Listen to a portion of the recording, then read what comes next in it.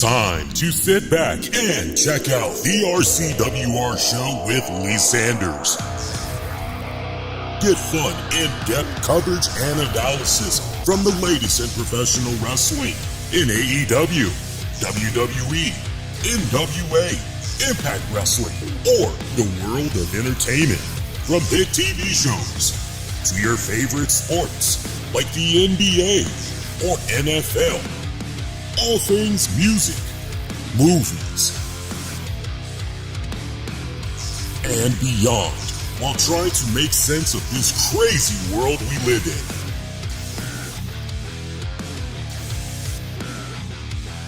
All while keeping it honest, insightful, and interactive since 2011. And now your host, live from the nation's capital of Washington, D.C., Lee Sanders.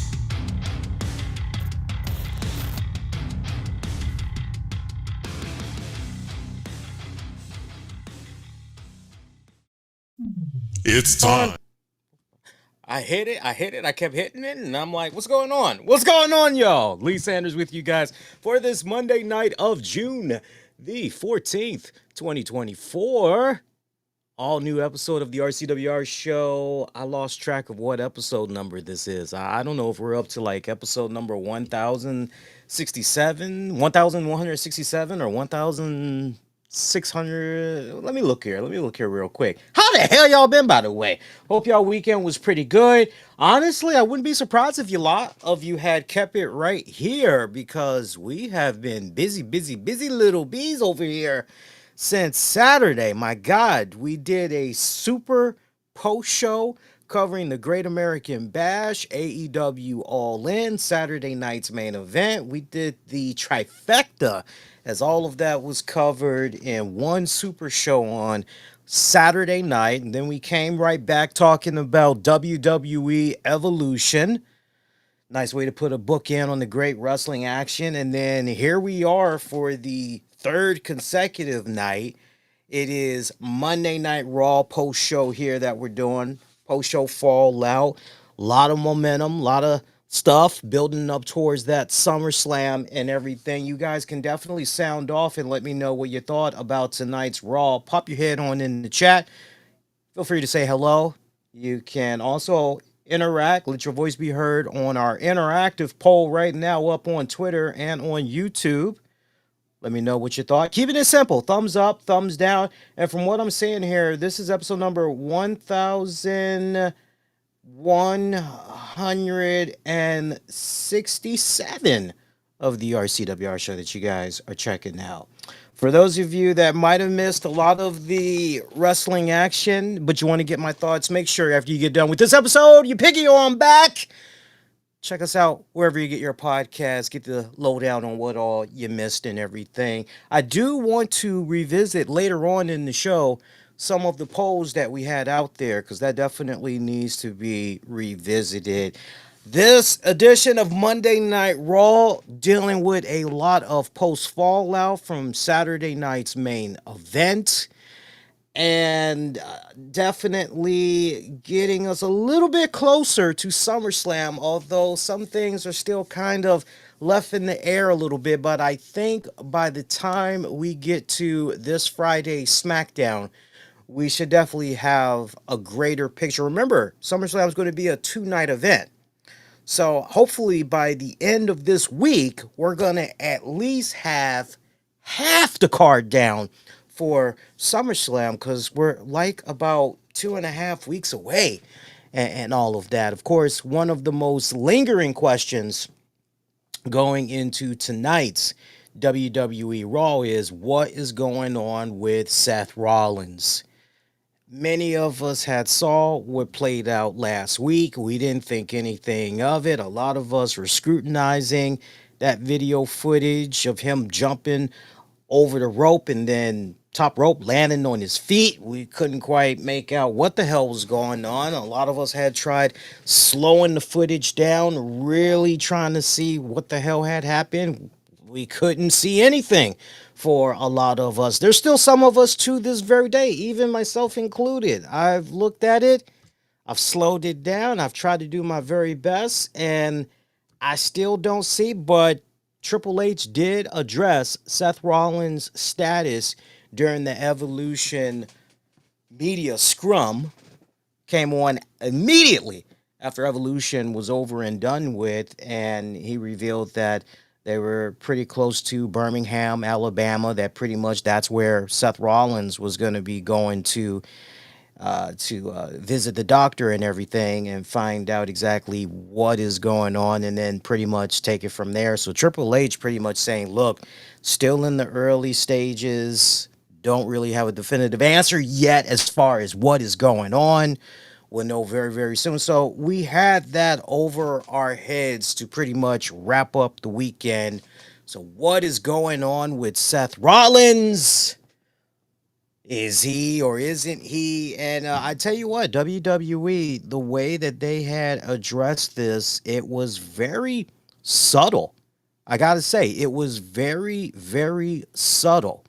Right down to the point, they didn't make a grand, virtuoso, big deal out of this because you would have expected that maybe something would have played out in the middle of the ring with Big Bronson Reed, Braun Breaker, Paul Heyman. No, on the contrary, this got addressed within the first 75 minutes of tonight's programming, where Jackie Redmond had caught up with the trio backstage to get an update.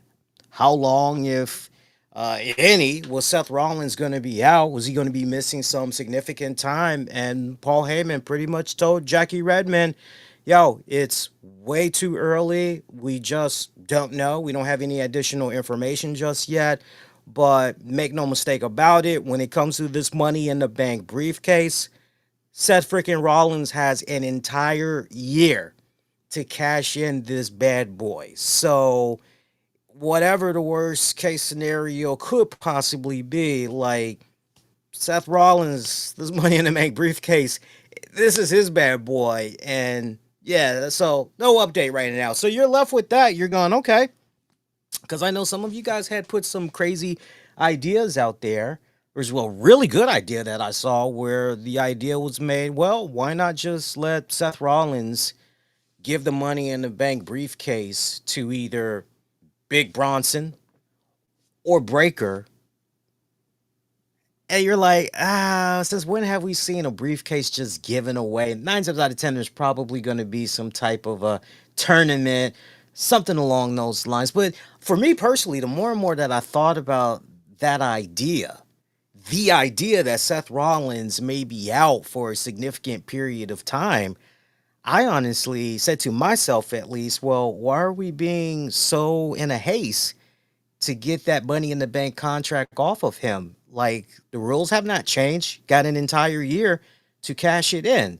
So if that being the case, then you can take your time, out of sight, out of mind. Let that Money in the Bank briefcase be a afterthought. Let people forget about it. So I never was sold that we were possibly going to be going into tonight to see some type of a tournament for the Money in the Bank briefcase. Never was sold on that idea whatsoever. I would imagine, though, that at this point, maybe before the week is out, we're going to have a little bit more of an idea, definitive idea, what's going on with Seth Rollins. Now, look, I'm no medical expert. I'm not. I have studied. I will say this, though. As far as my college education goes, I did spend a couple of years learning about the human anatomy because I had to take a couple of classes to fulfill my science requirements and all that. I did biology, did a little bit of plant science, whole bunch of different types of science classes. If I were to speculate on what potentially is going on with Seth Rollins, I would say worst case scenario, best case, worst case scenario that I'll give you guys. Something was severely tweaked to the point that maybe you had the bones actually shift. Very well possible. It's also possible at the same time that there could possibly be a little bit of a hairline fracture, so to speak. That is also possible. Okay. So as a result of that, you could be looking at maybe about with good rest and rehab, you could be looking at about 4, maybe 5 months. 4 to maybe 5 months. That's the best case. And I honestly think worst case scenario. If you were to try to pry me to go even uglier than that, like I just would have a hard time believing that Seth is going to be out longer than that. I really, really would be surprised to hear that. So I hope people were paying attention because we kind of alluded to it when we did the Evolution post show. But remember, Dr. James Andrews, who used to work on a lot of the guys in WWE, helped Triple H multiple times with his quad injury and all of that. The fact that the WWE roster tonight, they were out there in Alabama. Remember, Dr. James Andrews, he retired a handful of years ago from that practice, but there's a good team that's in his place that's been working on WWE talents for the past several years now. And Triple H did say that Seth Rollins was going to be tagging along with them to Alabama. And I would imagine he probably was there hanging out in the back, messing around with the crew, and him and Becky and everything were probably hanging out. But I would imagine that they definitely had went there, and you can best believe. Usually, it's just a bad tendency that WWE has whenever their superstars get injured, and they gotta go to that clinic out there, or that facility, I should say, in Alabama. Usually there is some type of video documentation that's going on. To Jeffrey's point about maybe it's a work and Seth Rollins cashes in against SummerSlam, or rather cashes in at SummerSlam against CM Punk and Gunther. That's also a possibility as well. But here's the thing, that really came off so random, the way that whole injury thing had came about. And when you're in a position, also think about it from this standpoint too, everybody. When you look at how Seth Rollins and his current entourage have been operating these past several weeks, anytime it's come to CM Punk, Jey Uso, Sami Zayn, you know it. They pretty much have been running roughshod. They haven't been doing any tactical, sneaky kind of games. They have pretty much been, no, we're gonna pop up, we're gonna maul your ass, get you out the way, and that's pretty much it. Right down to the point, you think about the fact that they had LA Knight out indefinitely, okay? They got Sami Zayn out indefinitely, okay? So you're looking at all of those things, and my gut instinct. It's one thing about my friends and family. They always tell me, as far as my gut instinct goes, I am a scary, scary judge of definitely talent, character, and a couple of other things. I'm trusting my gut on this one. It just, cause it'd be one thing if the seeds were planted that, okay, but this just feels so off the course. It really, really does. It'll be interesting. It'll be interesting to see what happens as we get ready to go to SummerSlam. But that's what we got to do here, right? We got to speculate and all that other stuff. One thing that was a fact, though, as far as tonight goes, solid action. Contrary to how my man on Twitter may feel, Ludwig Germano, he's doing his own version of Americano here. He felt that Raw tonight was bad overall until it was really bad for him because he was expecting for something else to happen in the main event, but it did not happen. So I guess he's trying to say he felt that the show was saved because the tribal chief one made his return. We had not seen him since WrestleMania.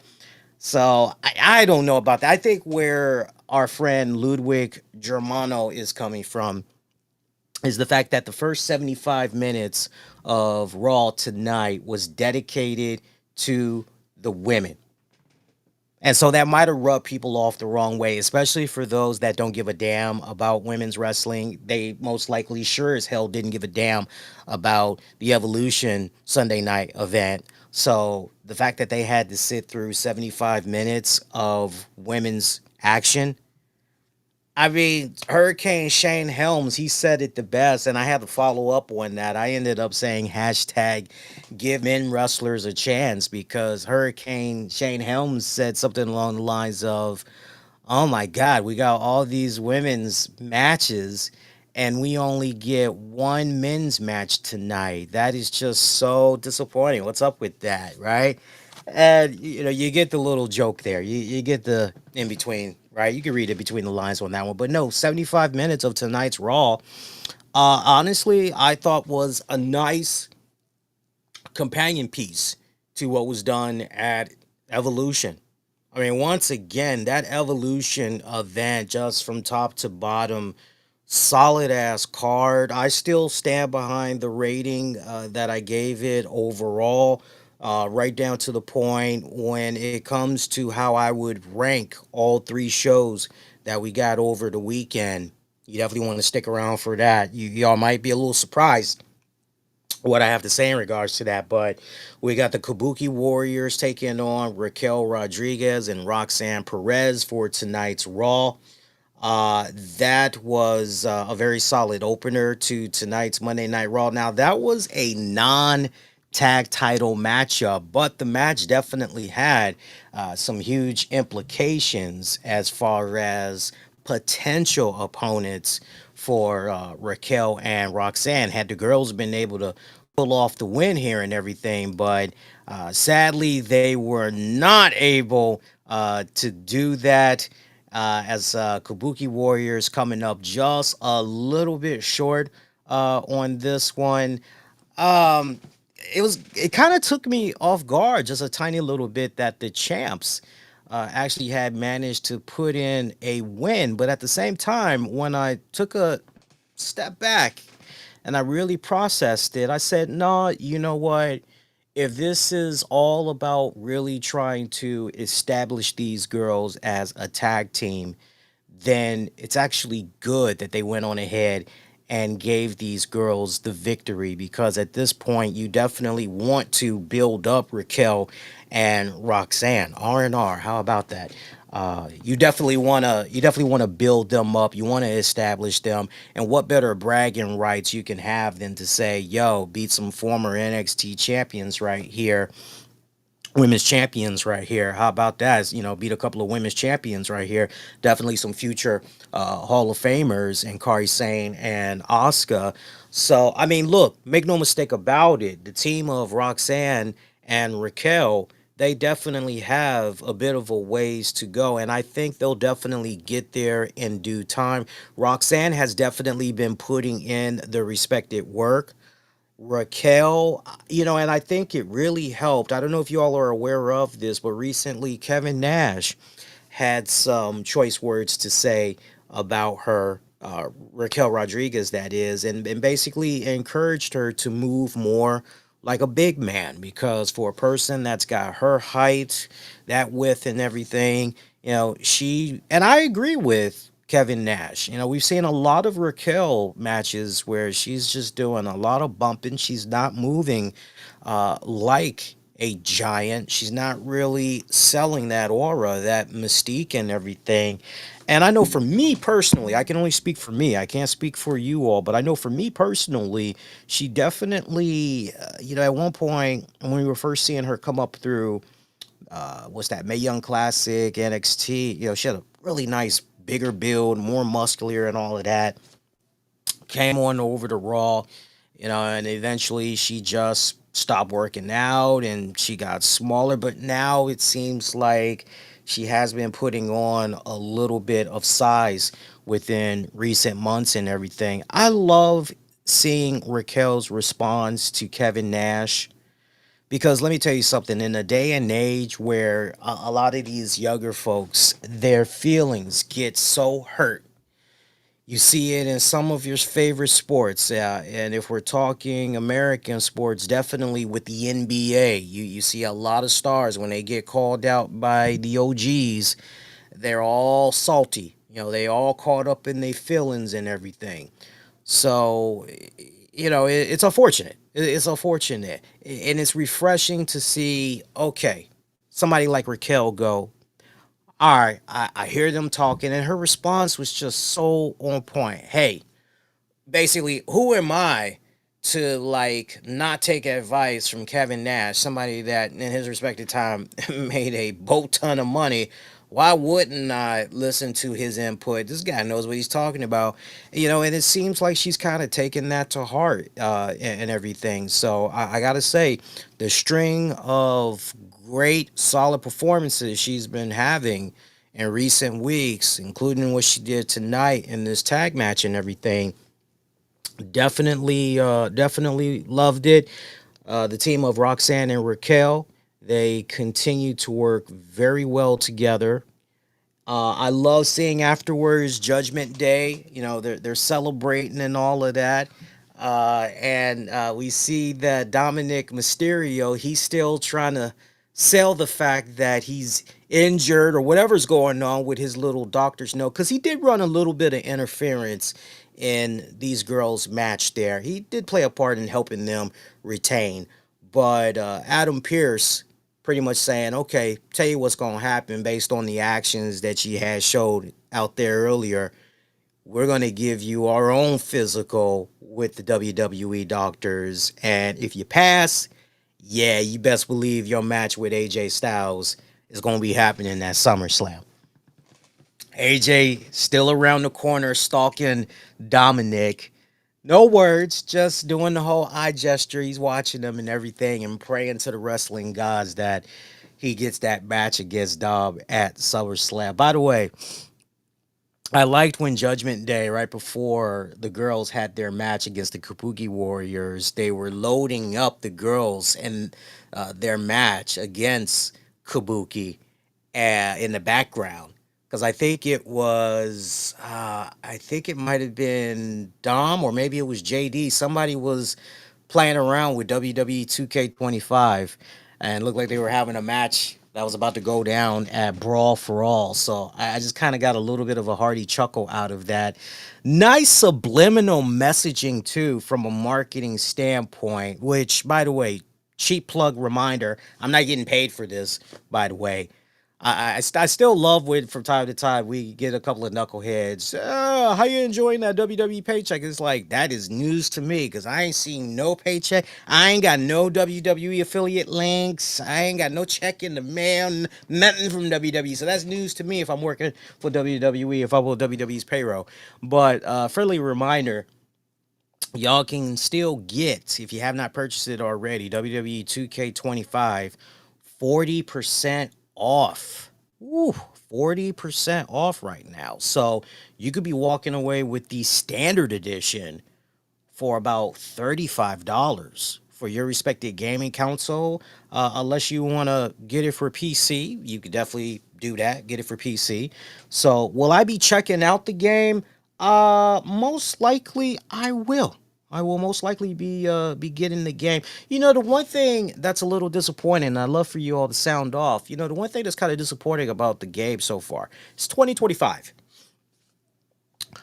At least at the time that we're recording this, is 2025. But I mentioned the year specifically because, wow, with all the advancement that we've had in next gen consoles, chips, using the processing, emulators, and all of that, we still cannot successfully transfer our character from the previous year's game and import them into the newest game edition. I just think that is crazy. I really, really do. I think that's crazy. But I would imagine without a doubt, AJ, Dom, their match is going to be happening at SummerSlam. I think the real question is, will Dom somehow figure out a way to pass WWE Medical successfully, or what exactly is going to go on from that standpoint? From there, Bailey taking on Lyra Valkyria in a 2 out of 3 falls match where the winner gets a shot at Becky Lynch at SummerSlam for that women's IC title. I told you guys on the Evolution post show I've been appreciating the new grittiness, the new demeanor, if you want to call it that. That grit, that show me some teeth, girl. Goddamn, I'm waiting for you. Come on, growl, damn it. Out of Lyra Valkyria, and she's been on a roll the past couple of weeks. And I gotta tell you, the match between Bailey and Lyra tonight, fantastic 2 out of 3 falls match. This really could have gone either way, but I am happy that Lyra Valkyria came out of this ultimately as the winner and everything. To date, if you keep it track at home, to date, this was probably, since Lyra has been part of the main roster, to date, this was her second overall good in-ring performance. Not saying that the others were bad. It was just, that's okay. I mean, bell to bell, this girl, she still has some work ahead of her, but that will come in due time. What do I mean by that? Has nothing to do with the in-ring ability. For me, it's all about her, and she's got a nice thing going on with the way that she's trying to connect with the crowd. When she comes out there, she's doing the whole bird gesture thing, right? Getting them to go woo right along with her and all of that. But it's like once you get past that entrance, she's ignoring the fans. And I'd like to see her, if I could somehow bend her ear or get somebody in WWE. And we got friends that usually check out the show. Some people that actually work in WWE or know somebody that works at WWE. When you've been at it for as long as we have, you definitely have the pleasure of indirectly and sometimes directly coming across some people and having some conversations with them. But if I could bend the ear of Lyra, I would say going forward, whether you are a good guy, a bad guy, or a tweener, do your very best to get the crowd invested in what you're doing. Have them play into you. What do I mean by that? Well, when you're getting your ass whooped and it just seems like it's down and out and everything, a simple hitting the canvas 3 times, that's enough to make that one fan go, oh, I see what's going on. She needs some energy. She needs to feel it from the crowd. Okay, let's fire her up. Let's feed her. I need to see her, at some points look at the crowd. Come on, and throw her hand up in the air and all of that. I need to see her kind of gesture from time to time. Becky, if you watch and study Becky does it very well. Rhea Ripley does it very well, right down to the point. Rhea Ripley can just crack a smile, and if the arena camera is on her, and she's now up on the big old arena monitor and all that, whatever reaction she's trying to sell to that crowd to get whatever, she's gonna get that reaction and everything. Asuka. The crowd with Asuka, right, and it's no fault to the crowd. It's just the way WWE essentially just brought Asuka back, like no hype video packages, none of that. But in the past, definitely Asuka would be that same way. There'd be times where she's getting her ass whooped and she would just yeah, and throwing her hands up in the crowd. They'd feed into that and all that. That'll happen with Lyra in due time. But as far as the in-ring fundamentals, Homegirl definitely has that shit down. So that's not an issue whatsoever. But bell to bell, this girl is on point. She's on fire. Do I feel like she should drop the bird stuff? I said it once before. I'll say it again. She's and from a marketing perspective, it's great. From a marketing perspective, it is great. What I would suggest that she and WWE try to do, and I know somebody is an old head in WWE. I don't know, maybe Road Dogg, Jesse James can maybe somehow figure this out. But one of my favorite bands from back in the day, Morris Day and the Time, and true story, Boney James actually used to play in the Time. For those of you that know your jazz music, all things R&B and everything, Boney James, way before, like you think Boney James, you're like, oh man, yeah, he is so damn good. It's like, remember, he used to be with the Time. So he was, associated in the Prince universe and all of that. I just think about all the dancing that the Time used to do and everything, but more particularly, I think about that one song. Come on now, flock! Hallelujah! Oh, I think about all that dancing that's going on, and they're doing the little. If you watch Purple Rain or you ever seen that music video of theirs, you know exactly what I'm talking about. And it's just one of those things where you got Lyra. Here's the beautiful part: she comes out, she's doing the bird thing, and the crowd they're playing along with her. You got something marketing wise that is definitely look, this can hit all the right age demographics. You know what I'm saying? Like, she's got it. I mean, she's got the song down, she's got the right gimmick. You just need to better market it to everybody and get them really, really invested into it, and all of that. But very good match, very important milestone there for Lyra Valkyria. Kudos to Bailey. This was definitely a definitive way to pay it forward. Get that rub, go into SummerSlam. I love this. I loved everything about this. Can't sing enough praise, especially for Bailey. Bailey's been putting in some damn good solid work since she's been back. So, Naomi, speaking of good, let's talk about Naomi. Way Monday Night Raw had opened up with our new Raw Women's Champion there, in Naomi. And Naomi letting the crowd know straight up as they was trying to let her know she deserves it and all of that other stuff. She told the crowd straight up. She told everyone to not guess her next move because no one knew what she would do. And now look at her. She's now the new world's women's champion and everything. And that she pretty much left Bianca Belair and Jade Cargill in the dust. And she revealed that apparently this was the plan months in the making. And to prove her point, look at where she is now. So she also said anyone that is looking for a title shot, they need to proceed with caution. And this pretty much had prompted Rhea Ripley to come on out there pretty pissed off about the fact that Naomi just came on in there and yoinked that last cookie right when Rhea's hand was about to touch that bad boy. Io Sky coming out there as well, pretty upset at what all had went down. Naomi telling both of the girls they got to hit the bricks. They got to go to the back of the line. I don't know.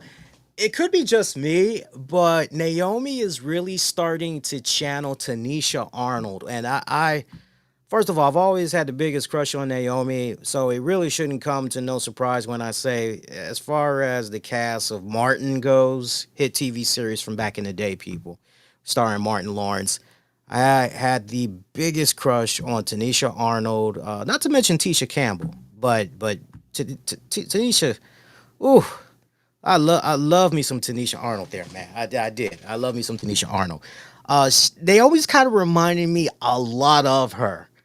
I don't know, certain mannerisms, and she just peace. Just certain things that she does. She was reminding me of the Pam character, and I love it. Adam Pearce coming out, and he revealed that, hey, SummerSlam, ante's got to be upped. Gave nod to what Io and Rhea did at Evolution, saying it was one of the best matches that he's seen. And I have no doubt that as far as match of the year candidates, trust me, that's definitely going to be up there. It's definitely going to be up there. If that doesn't take the win, I'm very shocked to see what's going to take the win. And you know how we do it with the wrestling awards when we do it here. It's open ended.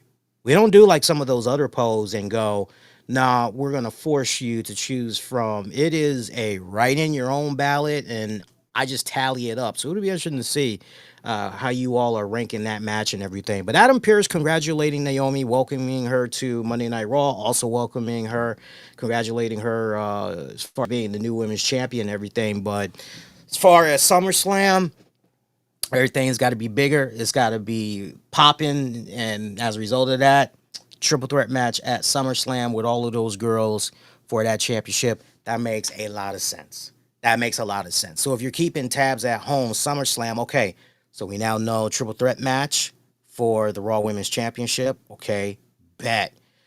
We now know that Lyra is going to be taking on Becky Lynch for that women's IC title. Okay, bet. So some solid development right there. Things are still a little bit murky there with Roxanne Perez and Raquel Rodriguez as far as who their opponents might be at SummerSlam. But I have a feeling by next week we'll definitely know a lot more on that. From there, just trying to think if there's anything else we need to talk about. Yeah, as a matter of fact, there was some more women's action, by the way. Stephanie Vaquer, quota fulfilled. Stephanie Vaquer back on Monday Night Raw. Oh, yeah, man. Oh, yeah, man. Oh, yeah. Oh, shaducky ducky quack quack. I mean, my God. Red tights on a woman never looked so good. Let me tell you. Good God almighty. Stephanie Vaquer back in the house. Remember, she won the Evolution Battle Royale, so she'll be going to Clash in Paris in late August. She'll be getting that championship opportunity. She was being interviewed by Jackie Redmond when Chelsea Green crashed the scene with her secret Hervis.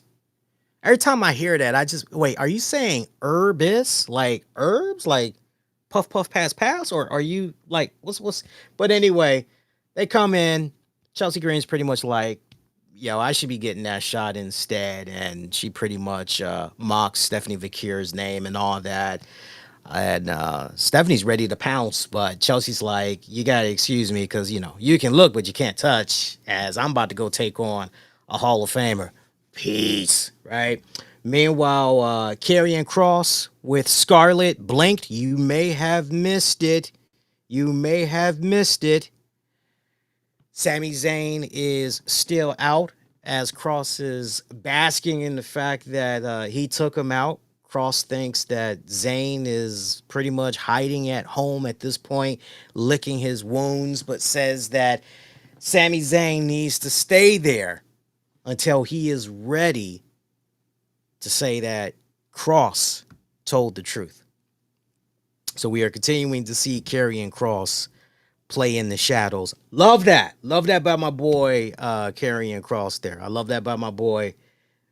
He is on a roll. His book, by the way, I got to show this some love because, I mean, WWE, they really are not promoting this. Actually, I won't even say really. As far as I can tell, they're not promoting Karrion Kross's book right now. I definitely want to show some love in case you guys are not aware. His book is available, if I'm not mistaken, for pre-order right now. And if you bear with me a second, I'm hoping he actually pinned something in regards to his book, like at the top or whatnot. Nah, he didn't pin it. He didn't pin it to the top. But no, right now, Karrion Kross has a book that is available for pre-order right now. And it's called Life is Fighting. Again, it's called Life is Fighting. And, I got to reach out to him in the next couple of weeks and see how his schedule is looking. I like to try to see if he might be available for an interview or two. The book is going to be coming now on August 5th. Again, the book is going to be coming now on August 5th. So as it gets a little bit closer to that date, I'll remind you guys. But it's available in paperback. You can also get it for your Kindle, for your iPad, all that good stuff. So Love the mind games that's continuing on there with our man Karrion Cross.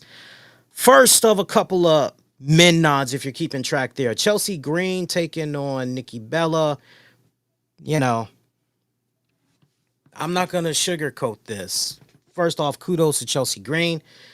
Picking up the W kind of seems like... Actually, correction, Nikki Bella actually picked up the win. Nikki Bella actually picked up the win. Post-match, Chelsea's her service tried to gang up there on Nikki when Stephanie Vakir came, cleaned house, evened it up, and pretty much Vakir, Bella celebrating and everything. I don't know, man. It kind of feels like, especially when you look at the way Nikki was kind of looking, just a little side-eyed there at Stephanie Vakir, you almost kind of get the impression that maybe something's brewing.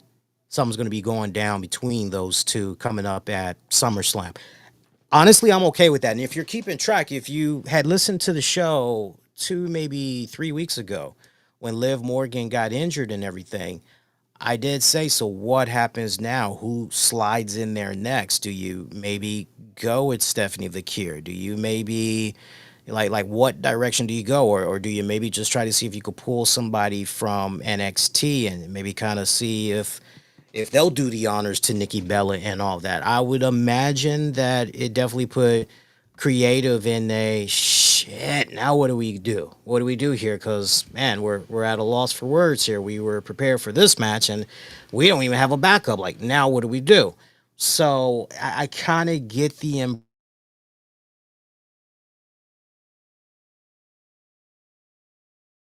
if that's going to be the case, then honestly, I'm down with it. So as long as we're not doing a babyface versus babyface, I'll say this, when it comes to the Bellas, the one thing that they did very well was getting under people's skin. So if you're gonna have Nikki Bella do this match with Akira, you gotta have Nikki as the heel. But let's talk about this match. Let's talk about this match. This was rough. This was extremely, extremely rough to watch. From what I saw from a pacing, timing, chemistry standpoint, synchronicity, none of it was there with Nikki Bella. None of it was there with Nikki Bella. Particularly the sequence at the end. Ooh, that sequence at the end and setting up the finishing move and all that, it made Chelsea Green just Jesus Christ Almighty. That's all I gotta say. It was really, really, really bad. Ring rust. This is what's so infuriating to me about this match that I had watched between these two. And anybody that has watched enough Chelsea Green matches, you walked away from this match going, definitively, this ain't Chelsea's fault. Because we all have seen with Chelsea, like, you give Chelsea Green chicken shit, she can make the very best out of it. If you are trying to, have a match with Chelsea Green and, certain things is expected of you to do and all of that, if Chelsea needs to take the lead, Chelsea will take the lead and she'll make you look good.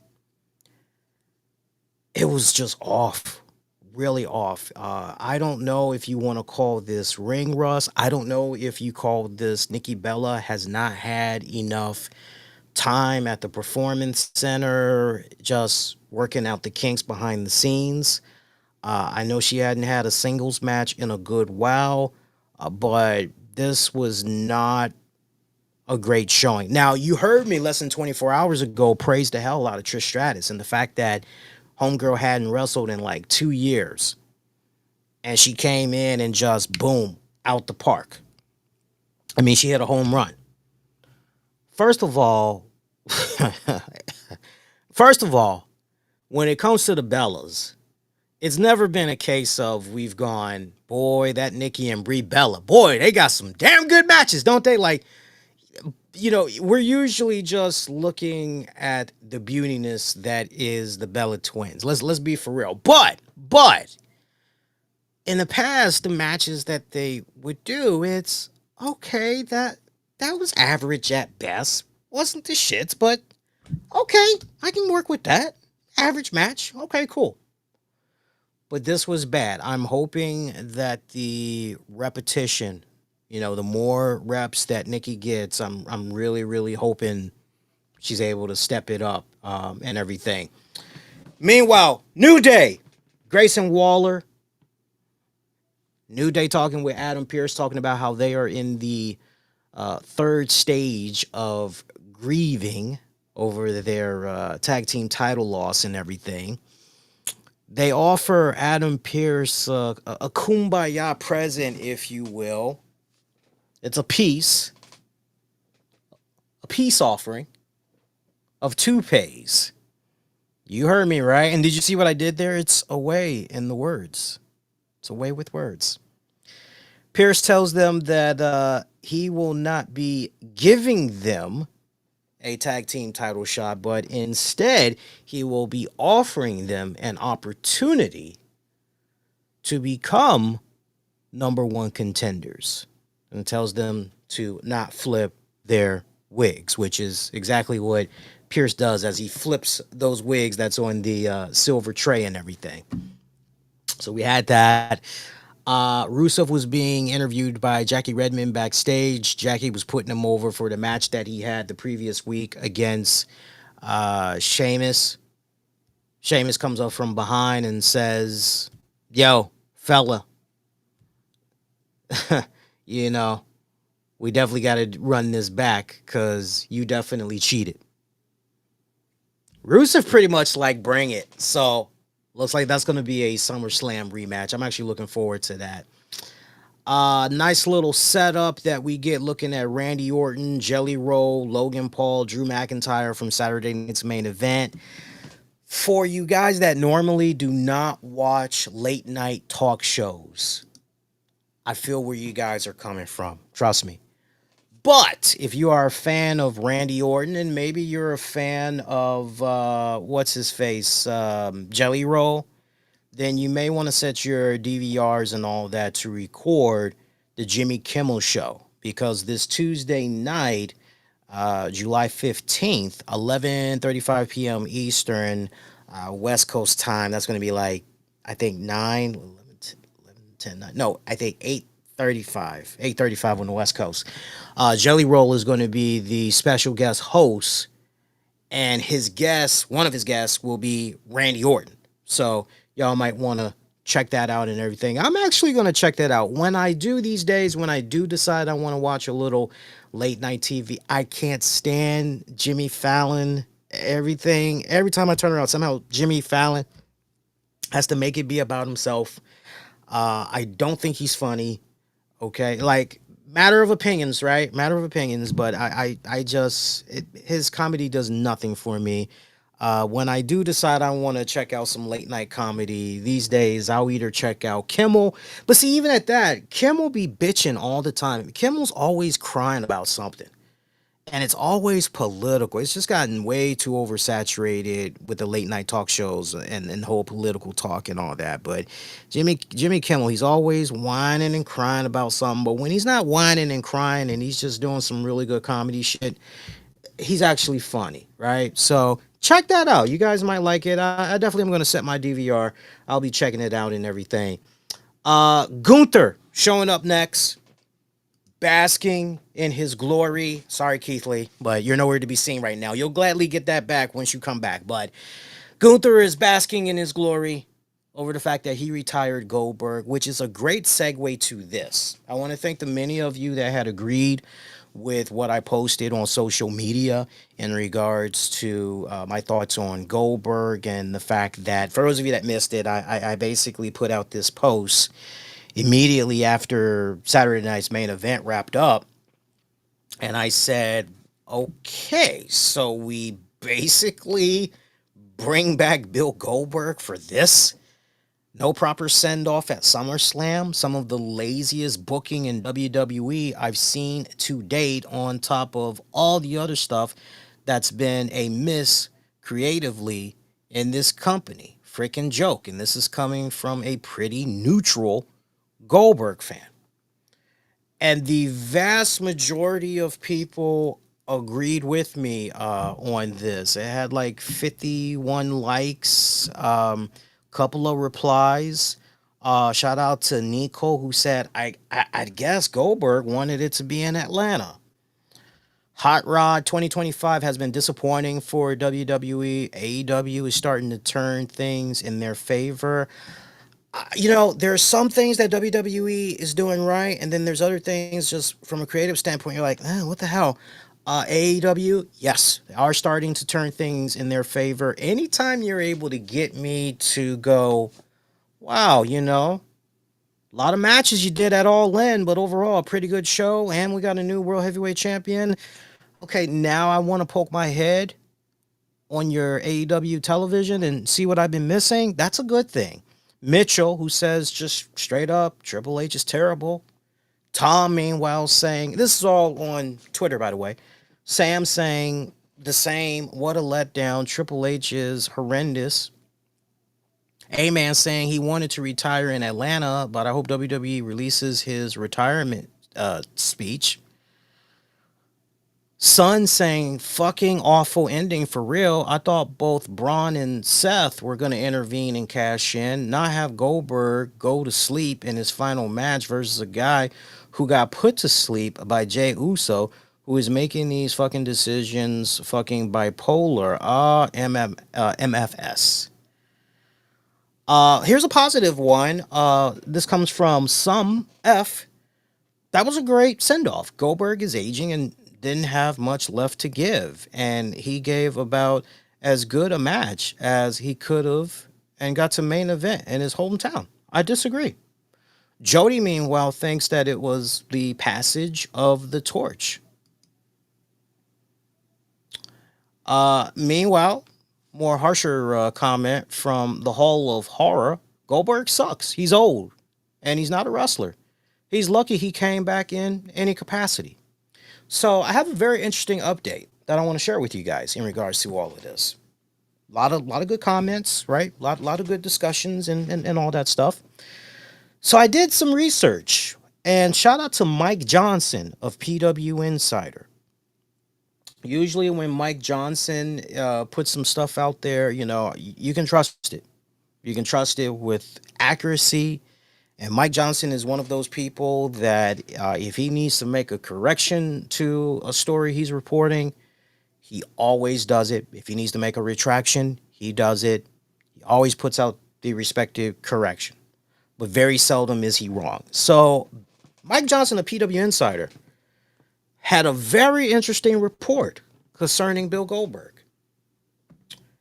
So apparently, and I would love to hear Bill Goldberg follow up on this in a future interview, but according to Mike Johnson's information, WWE logistically felt that Bill Goldberg needed to do Saturday night's main event. There was never a discussion between Bill Goldberg and WWE of, why don't we have you retire at SummerSlam? Can you work SummerSlam? Would you be willing to work SummerSlam? There was never those conversations at all. WWE basically pulled a Pulp Fiction and said, Saturday night's main event for July 12th, 2025. Take it or leave it, but that's where your ass goes down. And Bill Goldberg took it. Now, just hearing that, and shout out to Mike Johnson for that report, just hearing that, and as I was checking, I'm like, and I'm cross-referencing this as I'm researching online because I'm trying to find out, like, okay, so what, did Bill Goldberg not want to do SummerSlam? Like, WWE never,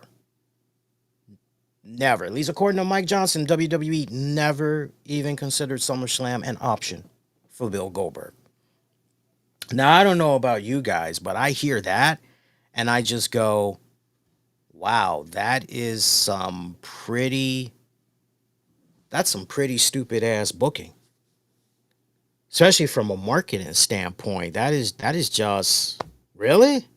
This is how.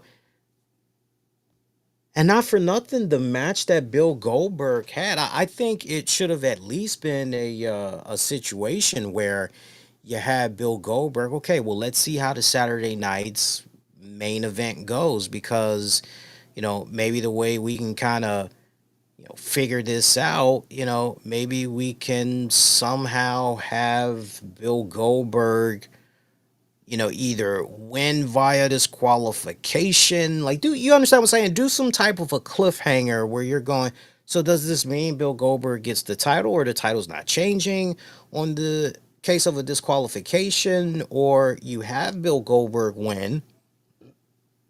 You definitely could have gone in that direction, for sure. Just to, okay, he did good here in this match. Let's go ahead and let's change the finish, right? You could have done it off the fly and somehow figure out a way to really have him have a proper send off. Now look, you can still do a proper send off for Bill Goldberg. You can still do it.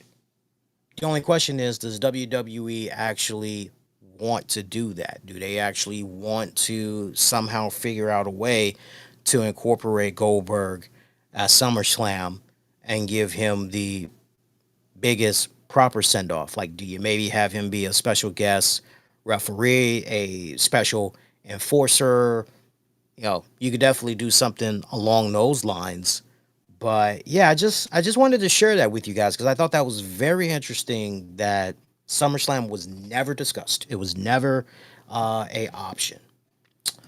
Let's see. We got one more match to talk about there. It ties into Gunther, by the way. I didn't forget about that. But yeah, Gunther pretty much boosting over the fact that he beat Goldberg and everything. And he was going on to talk about how he'll be watching from his executive suite the main event match, the Gauntlet Match, our one and only men's match, as Paul Heyman comes out, tries to shake Gunther's hand, and is getting ready to go into his trademark, "Ladies and gentlemen, my name is Paul Heyman." And Gunther just pretty much cuts that down, tries to excuse himself, but Heyman explains, yo, you looking at your next challenger. It's going to be Braun Breaker. Gunther just walked away from that pretty much like, y'all talk, but let's see you actually do the damn thing. Remember the Gauntlet Match: Jey Uso, Penta, Braun Breaker, LA Knight, CM Punk. Winner of this advances to SummerSlam, faces Gunther for that world championship. Boy, I tell you what, Braun Breaker was close, man. I don't think Braun Breaker, I think this was the longest he's ever worked a match, because he steamrolled through all the other opponents. He steamrolled through Penta. He steamrolled through who is that? LA, no, Jey Uso. He steamrolled through LA Knight. And then he steamrolled. No, Jey Uso was actually number 4. Forgive me. Jey Uso was actually number 4. But he steamrolled through Penta. Then he took out LA Knight. Then he took out Jey Uso. Then it came down to him and CM Punk. The numbers game really didn't start being a factor until Big Bronson Reed came in there during Jey Uso, because Jey Uso had tried doing the Superfly splash. Bronson breaking it up. Cole reminding us there's no disqualifications apparently in this. And then a super spear from Breaker, eliminating Uso. They did a funny joint when Uso and Breaker were fighting. If I remember it right, they were getting ready to do a commercial break, and Jey Uso decided, yo, guys, run my music again. And he was celebrating. And I just thought to myself, if there was ever an opportunity to come back from commercial and we see Braun Breaker just spear the shit out of Jey Uso and gets the win, I'd pop. It didn't happen. And look, I'm glad it didn't happen, but I just thought that would have been funny, because that was just a little bit too much showboating that was going on there. CM Punk, your fifth entrant, coming in there, striking hard, striking fast. Pretty much we ended up taking another commercial break and everything. I love the trash talking that Braun was doing. He's getting more and more comfortable in his skin as a performer, as a presenter, and all that. I love that. Final moments of this match: CM Punk tried climbing up to the top. Big Bronson Reed tried interfering. CM Punk had this scouted a mile away, managed to ward off the attacks there from Bronson Reed, connected with a beautiful Macho Man Randy Savage elbow. Wasn't enough to get the job done there. Punk eventually transitioning to the Anaconda Vice. Reed comes in there for the save. This forces Jey Uso to come out, and he manages to, fight him off just a tiny little bit. Meanwhile, a super spear gets countered into a GTS. Give Punk the win with the pin. Get the win with the pin. 1, 2, 3. About 40 minutes of a match. This was one hell of a showing for Braun Breaker, because Braun basically went at it for like about 40 plus minutes in this one, and there was multiple times where he was drinking a decent amount of water and everything. You can see him trying to catch his breath and all that. This is a special piece of talent that we're looking at here, and I said it a long time ago, and I echo the sentiments of a lot of you all. Yeah, as far as the future for WWE for like the next decade plus, Braun Breaker is definitely that guy. We are watching something organically special that's in the making right here with Braun Breaker. So Punk, who now gets his title shot at SummerSlam. I wish it would have been Braun Breaker there. I really, really do. That would have been a very interesting matchup. But if I'm being honest with you guys, that's something that is a future WrestleMania moment, honestly, is Gunther and Breaker under the right circumstances and all that. Like, let's see what happens with that. Should be a damn good program between Punk and Gunther. I'm more so looking forward to the exchanges between those two with the trash talking in the coming weeks. That's what I'm most interested and giddy and looking forward to over the next couple of weeks. Post match, Reed jumps Punk again. Uso comes in there for the save. Breaker hits a spear to Uso. Another one to Punk, setting everything up for a double Susanami, when all of a sudden cue up the music of the OTC1. That's what he's calling himself now, OTC1. Really didn't need that, but whatever, man. We don't need that one in there, but whatever. Roman Reigns, he's back. Superman punch to both guys, laying their asses up. Drops in a spear there on Reed. Reigns looking at Jey Uso, happy to see him, extends a hand, helps him off his ass. Roman continues to look at Punk, just like, I still don't like you, dude. It's like, I still don't like you, dude. Kind of interesting what we got going on here. So I guess it's safe to say that Roman Reigns, Jey Uso, they'll be teaming up to take on Braun Breaker and Bronson Reed at SummerSlam. At least that's the impression that I'm under with for this one. But nice little bookend to Monday Night Raw. Fast 2.5 hours. Pretty good addition, especially on the wrestling standpoint. With the exception of the Chelsea Green, Nikki Bella match, this was overall a very solid card, especially in the way they were helped setting up SummerSlam and everything. So very, very, very good. Very good. Especially with the continuation of what they did from the Evolution event and all that. Strong opening, strong week to kick off a new week of wrestling from all our favorite promotions, honestly. But this was definitely one of the more enjoyable editions of Monday Night Raw in recent memory. To the polls we go. Let's see what you guys had to say. Let's go over to Twitter first and see what you all are talking about over there. Right now, I'm seeing 22% of the votes giving this week's July 14th edition of Raw a thumbs down. Meanwhile, 77% of you are giving it a thumbs up. Appreciate you guys that voted over there. Let's see how you guys have voted over on YouTube. You can click on the post section, go to the... Oh, it's not loading up. Why aren't you loading up? Go over on youtube.com/the RCWR Show and click on the post section, and you'll be able to vote that way. Now it's loading up. For some reason, I got an error. I don't know what that was about. Shout out to you guys that's watching via YouTube, by the way. If you haven't done so already, do me a huge favor.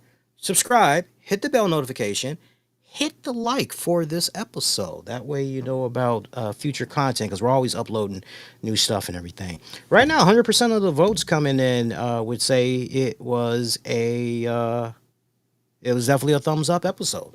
Definitely a thumbs up edition. So definitely one of the more enjoyable shows. High point, low point of the night. Definitely the low point, Chelsea Green, Nikki Bella, by no stretch not on Chelsea Green. Not her fault whatsoever. High point, the strong, dominating in-ring performance, fantastic performance at that by Braun Breaker, for sure, for sure. While we're talking polls, let's see how you guys have voted on the rest of the polls here. Get a final tally for how things are looking in regards to all the shows that we had from Saturday and Sunday. And then I'll give you my take as far as ranking all the events, giving a overall letter grade. We didn't do a letter grade over the weekend, so now we're going to give a letter grade and all that. But let's see how things are looking first. For Evolution, the final tally, I'm still on YouTube. Final tally, I'm seeing 27% of you gave Evolution a thumbs down, while 73% of you gave it a thumbs up. And in regards to Saturday night's main event, I see 13% of you said Goldberg should have won. 25% of you felt the show was a thumbs up, and an overwhelming 63% of you said it was a thumbs down.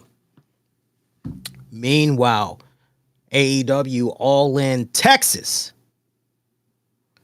31% of you gave the show a thumbs down, and 69% of you gave it a thumbs up. And for NXT Great American Bash, 13% of you gave it a thumbs down, 88% of you gave it a thumbs up. Let's see how things are looking over on Twitter, because I can now take a look at all the voting that's coming in over there. I believe the polls have finally wrapped up and everything. Let's see. I see one poll. I see my second poll. Okay, I'm going backwards then. All right, so for Evolution, this is all Twitter poll results now. 19% of you gave Evolution a thumbs down. 81% of you said thumbs up. Meanwhile, Saturday night's main event, 9% of you felt Goldberg should have won. 26% of you felt the show was a thumbs up, and 63% of you said thumbs down. Very, very interesting. Very, very, very telling. Very telling, I gotta say. AEW All In, 20% of you gave that event a thumbs down, while 80% of you gave it a thumbs up. And I think at this point, we just need the Great American Bash results. And here that is. 100% said that Great American Bash thumbs up. So I appreciate everybody that cast their votes all throughout the weekend and everything. I appreciate that. Did we look at tonight's Raw? Yeah, we did. We did go over tonight's Raw results, the poll results. Yeah. So, okay. Ooh, for me, looking at all the events, now ranking them properly and giving them a letter grade, I would have to say that number one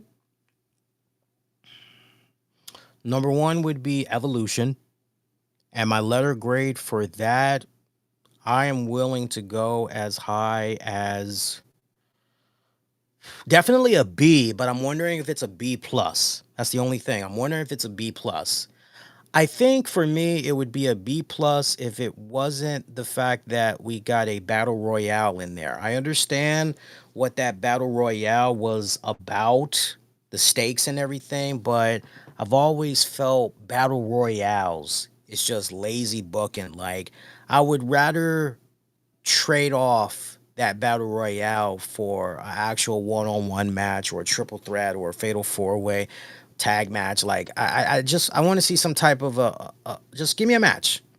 Give me a match besides a battle royale. Just do that instead, or just take that time that was supposed to be for that battle royale and give that time to maybe some of the other matches and everything. So, because it's honestly one of those deals where when I play back Evolution in my head, because remember when I was doing the Evolution post show live, I told you guys, like, if I had to pick, something of a low point, I said, well, I guess I got to look at that battle royale, because it's just, and for me, I've just always felt lazy booking when you do a battle royale. It's like you're just trying to kill time, and I don't like feeling that way.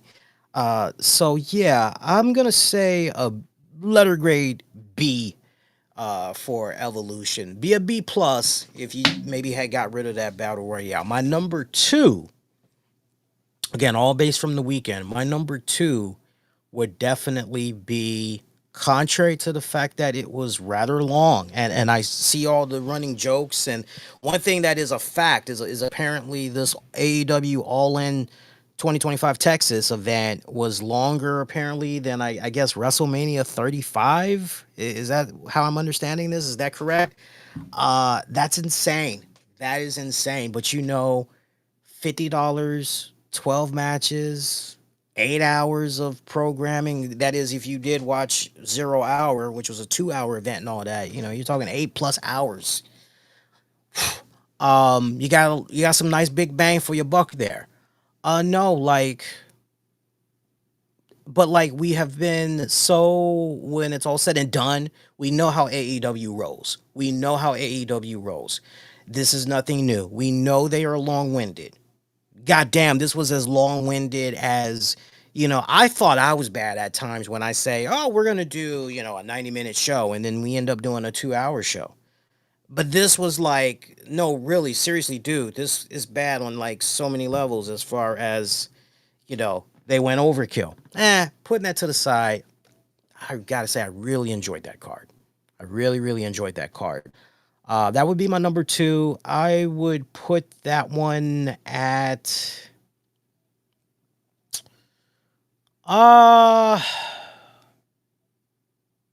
you definitely had a lot of over the top overbooking. A little bit of too much overbooking going on. I'm thinking about some of the finishes to the matches as well. Some just kind of left me going, I'd be willing to give that a B minus. So for you AEW fans, you should be very happy with that. AEW All In, I'm giving that a B minus. I can't go higher. I'm not gonna go any lower. B minus. I think that's honestly more than fair. NXT Great American Bash. Oof. NXT Great American Bash. That one for me, I gotta actually look at that card again. Bear with me a second here, because I actually want to look at that card again. And I see the card now. Ethan Page and Ricky Saints. That was a damn good matchup. Jordan Grace, Blake Monroe taking on Fatal Influences, JC Jane, Fallon Henry. That actually was a pretty good one as well. The NXT North American Championship match, that was okay. That was okay for what it was worth. I would give that one a mm, that's a tricky one. That's a tricky one, guys. That really is a tricky one. I would give that a C plus. I would give that a C plus. Look, the in-ring action overall, fairly good. Honestly, fairly good. I definitely think it would be in the solid C range. No plus, definitely no minus. Um, I think minus the Ethan Page, Ricky Saints. You know, what a difference plus or gain, what a difference that makes. Because without it, I honestly, thinking about it a little bit more, you're looking at a C minus for that Great American Bash edition. But with that, you definitely, in my book, you secure a C. I've seen, here's the thing, because it might be sounding a little bit too critical for you guys. I've seen better takeover events. I've seen better shows from NXT. Um, this wasn't the best one as far as I'm concerned. This wasn't, it was okay, but like, what was my biggest takeaway as I was watching this show? I didn't get enough. Yo, this definitely does not feel like I'm watching weekly NXT TV. And yet I felt like I was watching NXT television, if that makes sense at all. But that's how I felt as I was watching it. And then rounding everything off, as far as Saturday night's main event, I really agree with the vast majority of you guys as far as how you all were feeling that show. I am going to give that one because I'm looking at the card for that one right now. The Gunther Goldberg match was actually pretty good. Pretty good. Anybody that says otherwise, likely they did not watch the match or they have that much of a deep hatred for the Goldberg. And not to mention, I know there's a decent amount of people that don't like Gunther. So, the LA Knight Seth Rollins match, that was actually pretty good. Gunther Goldberg was definitely, yeah. Randy Orton and Drew McIntyre was good for what it was worth, but it was more about the celebrities and building up towards SummerSlam as far as I was concerned. I appreciate the effort as always, so I always take that into consideration. That would be a C minus. That would be a C minus of a show in my book. It just felt more like this edition of Saturday Night's Main Event. It felt more like, we just got to meet this quota. Let's just meet this quota and, get this out the way so we can just. It did not feel special by any stretch, right down to the point. Like the fact that we only got to hear from Jesse Ventura one time, just one freaking time. Yet when we went into Evolution, and I get it, but yet when we went to Evolution, we were able to hear a lot from Stephanie McMahon. It was like night and day and night and day. Yeah, was not a fan. Yeah, so that would be definitely the lowest out of the events from over the weekend. That's how definitely I would rank them. How are you ranking all the events if you had saw all of them? Our rankings are about right. Definitely sound off. Let me know. It was nice hearing some of my friends and the podcasting world share virtually the same thoughts I had for the Evolution event overall.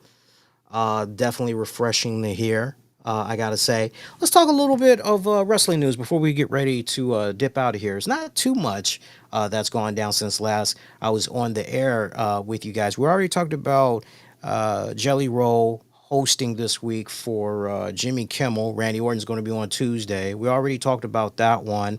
Got some Trish Stratus news for you guys. She did talk about whether or not she is potentially going to be retiring, if we've essentially seen the last of her and all that. Does she have another match or two in her? Here's what she had to say. She said, I have had that thought, like, is this the last time? The WWE Universe has been so wonderful to me and so supportive. I just feel so blessed to dip my toes into the current landscape. It's been 20 years. Is it 2025? Like, what the heck? It's never lost on me how lucky I am to know we built me, Ivory, Jackie, the girls you saw in the audience, Lita, of course, Mickey. We built the foundation that they built a skyscraper on. Now that I get to come back and dip into that skyscraper, I feel blessed. I always have to worry. I have to make sure I can hang with these girls. I watch the girls and I'm like stammering. I want to knock down the preconceived notions about maybe there is no expiration date until you say it is. It's not over until you say it's over. And as far as if she would be back, she said it's her 25th year. She wants to make it a good one.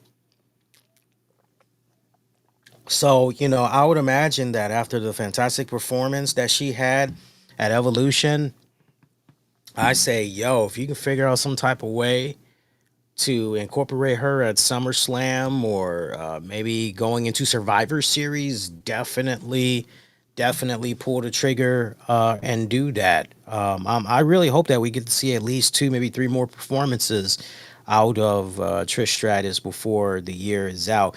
Thinking of Evolution, by the way, you all may have noticed that Lillian Garcia, for you Lillian Garcia fans, she was not part of Evolution. Just she was part of the first one after all. Well, there's a reason for that because originally she was supposed to be ring announcing and everything, and Alicia Taylor had to step in for her. Speedy recovery goes out to Lillian Garcia because she's dealing with some respiratory issues. It initially went down a couple of weeks ago. She thought she had fully recovered, but she's still having respiratory issues. So she had to sit this evolution out. Let's just hope that into a correction I want to make from yesterday. I said 10 years since the last evolution, close to it, but not quite. It was actually in 2018 was the first evolution event. Let's hope it doesn't take that long again for another evolution event to happen. Kelly, she sound off, letting folks know that WWE did ask her to be part of the Evolution event. They said to her, "Hey, how would you like to come and help us with this event? We'd love it if you could sit front row and you could pretty much be with the rest of the legends." And she declined respectfully. Her whole thing was she appreciates everything, especially being part of that first evolution, but that she's rooting the girls on, but that she wasn't quite ready to return yet. And furthermore, that's not how she wanted to return to WWE. So, it kind of makes you wonder, so what is this? You're seeing what Trish Stratus is doing and some of these other girls, and you're kind of saying to yourself, Kelly, that no, I think I got the itch. I think I maybe want to do something in the ring and instead. I think I got a couple of more in me. Just hook me up with the right opponent. I'm kind of reading in between the lines a little bit, and that's definitely the impression that I was given there. We were talking about WWE 2K earlier, by the way. For those of you that might be a little bit on the fence with that game, I'm going to give you the biggest piece of advice right now. Something that I'm going to be taking myself if I end up pulling the trigger and I decide I want to get this game. There is some current glitch issues that's happening as 2K is investigating reports of missing custom images and all that from the latest patch that came out. Right now, they're on patch 1.18. Again, they're on patch 1.18. And yeah, something's going on with the custom images and all that. And as a result of that, it's been creating a lot of headaches, as you could probably imagine, for content creators. 2K acknowledged that they are aware of this and they are quickly trying to do a workaround and have a patch be available a lot sooner rather than later. Now, I know you got the New Jack DLC stuff that's supposed to be coming out later this month on the 23rd. So hopefully, maybe keep your fingers crossed. Hopefully, maybe by about that time, they will have when that DLC drops, they'll have it and the newest patch that will address all of that. And then also, 2K had made an announcement earlier today that something is going to be changing with some future DLC content, as apparently El Grande Americano will replace the New Wave Pack celebrity guests with unique entrance, music, moveset. He'll be automatically entitled to players who own the New Wave Pack Season Pass, Ringside Pass, Dead Man Edition, and Bloodline Edition in September. So some people are happy that they're going to be getting him, but then there's others that are a little bit, disappointed. Other people are like, I would have rather had this instead. You know, I know one person that said I'd rather have 1999 Triple H. Like, come on, man. Me personally, I'd rather have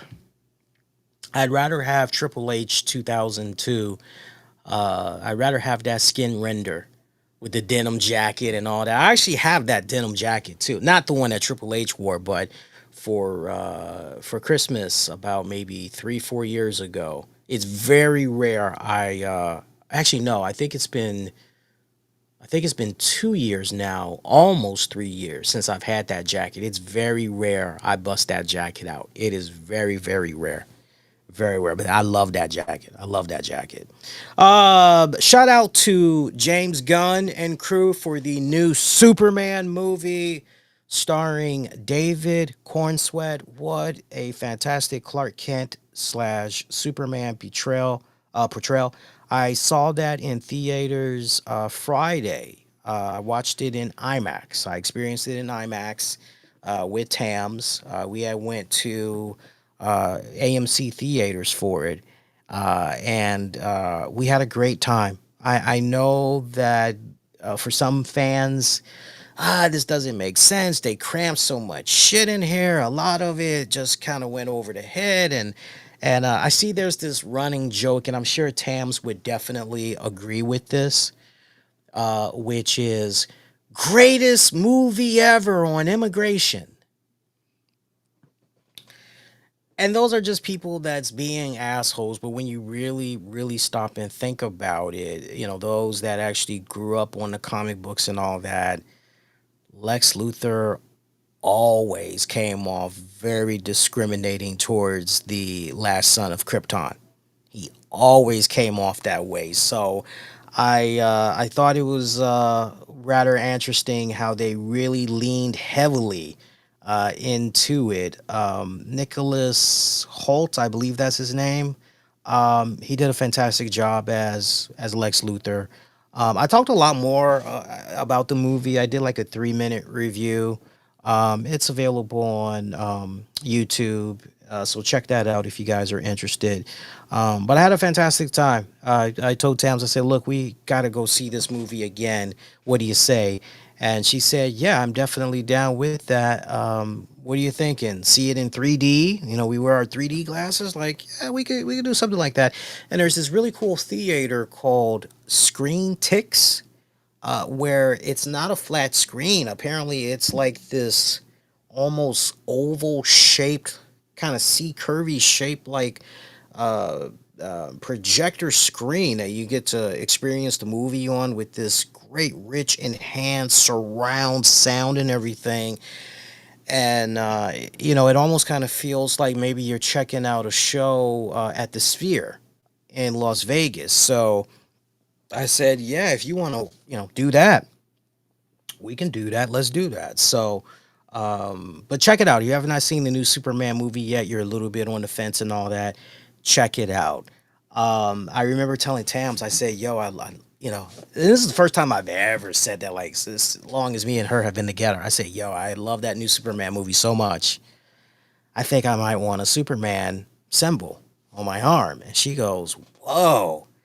And then she goes, what if you put one of the girls, one of our Yorkies, she goes, what if you put one of the girls, maybe wearing a little cape or whatever, and you kind of have that be the tail end of your Superman symbol.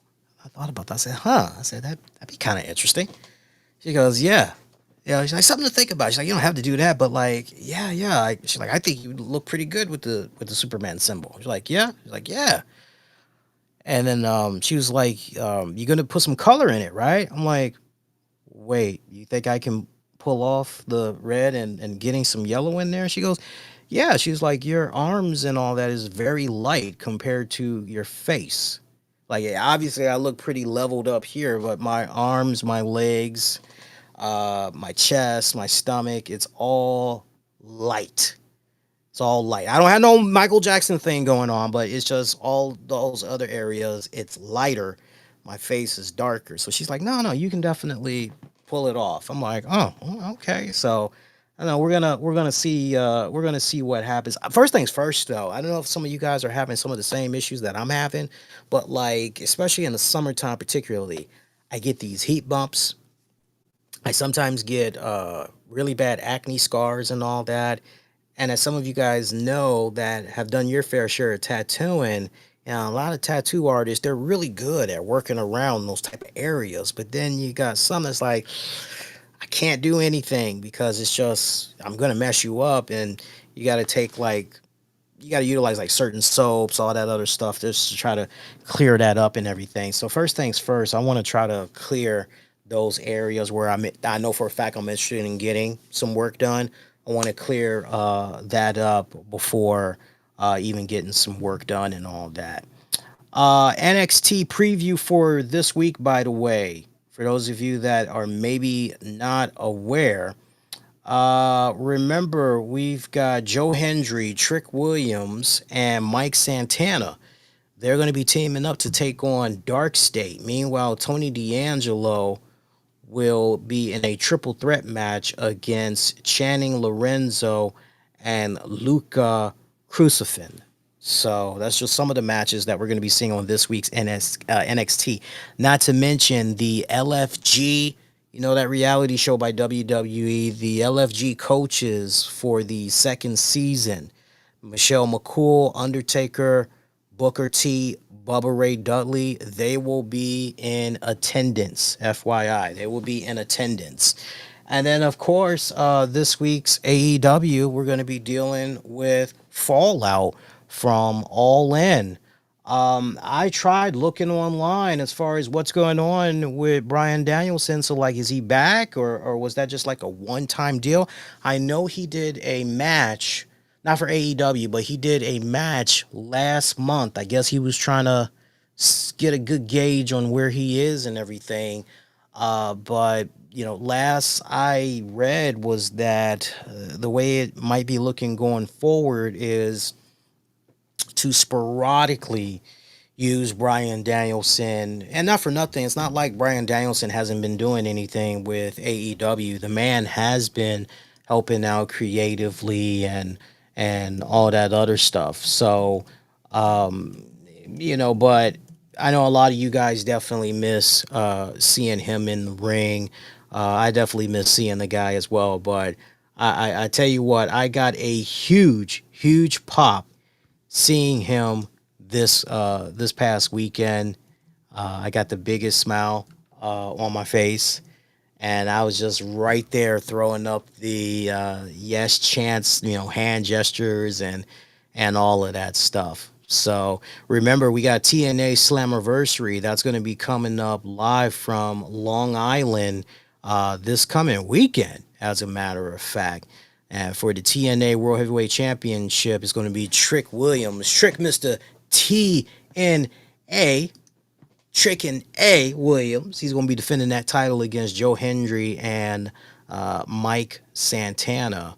So this week's edition of Impact Wrestling, that's going to be, or TNA Wrestling, that's going to be their go-home show for setting up Slammiversary.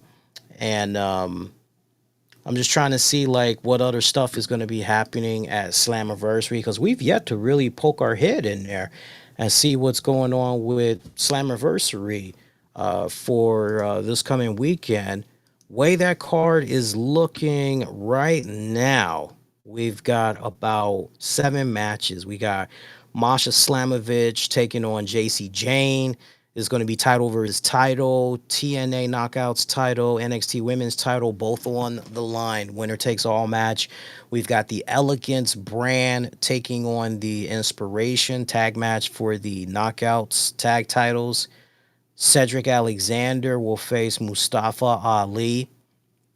Tessa Blanchard, meanwhile, will be taking on Indy Hartwell. That should be a pretty damn good matchup. The Nemeths, meanwhile, they'll be defending their TNA tag titles in a four-way match against the Hardys, the Rascals, and First Classes AJ Francis and KC Navarro. Moose, meanwhile, will be defending the X Division Championship against Leon Slater. We already told you about the main event match. So it's looking like a really, really good, solid-ass card that's going to be coming up, all said and done. So some really good stuff that we got lined up for this week. And then SmackDown, Friday Night SmackDown. Don't forget about that one. John Cena returns. Him and Cody Rhodes are being advertised. They'll be on that show under the same roof. So that should be a really good segment that we got coming up. And other than that, yeah, that is pretty much it. So as far as programming notes go, I'm toying around with the idea. I kind of feel like maybe we might do a TNA Slammiversary post show. I think what I'll end up doing is polling you guys to see if that's something you all want. And if it is, then I will plan accordingly. So I'm going to put a poll up on YouTube. And the way I want you guys to operate, only vote on it if you know for a fact you're going to be live, you'll be around, and you want to represent, and you are going to be watching the show yourself, and or you want to know what I thought about TNA Slammiversary. I think that's the best way that we should try and do this. Now, you may be in a situation where, well, Lee, I don't plan on watching Slammiversary, but I do know enough about the TNA product. I know what's going on. Money is a little bit tight, so unfortunately, I can't afford to buy the Slammiversary event, but I would like to hear your coverage and all that. You can definitely vote. You are definitely welcome to vote as well. So I'll have that posted sometime early Tuesday afternoon. It'll just be a YouTube exclusive. And we'll just let that bad boy stay active until I would say we'll have the cutoff be Saturday afternoon. Like let's say Saturday by like 7 p.m. That's when I'll like call it. I'll do the tallying up, see what's going on, and pretty much go from there. All right. But other than that, I know for sure your next edition of the RCWR show is going to be coming at you guys on Monday, July 21st, 2025. We'll be minutes removed from an all-new WWE RAW. We will be inching a little bit of a step closer there to SummerSlam. So things should really get heated up there, especially between Punk and Gunther. So I'm definitely looking forward to that show. Shout out to everybody that supports the show. Shout out to my buddies and Julian Cannon of Digiday and the Nocturnal. Shout out to my boys, Mish Thomas and Joe Numbers of Wrestling Soup. Shout out to all of you guys. I was looking at the numbers over the weekend. You guys are representing, holding it down, especially with the audio shows. Do me a favor, for those of you that's checking out the audio shows, make sure you show it a lot of love, particularly on Spotify. For those of you that love your Spotify, if you have not added the show to your Spotify playlist, added it to your favorites, add it to your favorites, and definitely check out the shows from time to time on there, because I'm toying around with some stuff, but pretty soon I know for a fact I'm going to be doing some exclusive stuff that is only going to be available for our Spotify listeners. Again, only for our Spotify listeners. Be Kind Rewind. Check out previous episodes you might have missed on demand and on downloads, wherever you get your podcast. Just search the RCWR Show. If you enjoyed this episode, please hit the like, heart, favorite, all that jazz. Tell a friend about it. Helps out a great ton. Definitely show the YouTube channel some love as well. And until next go round, my pretty babies, wishing all of y'all to be safe and most importantly, be kind to one another. Take care, y'all. Peace.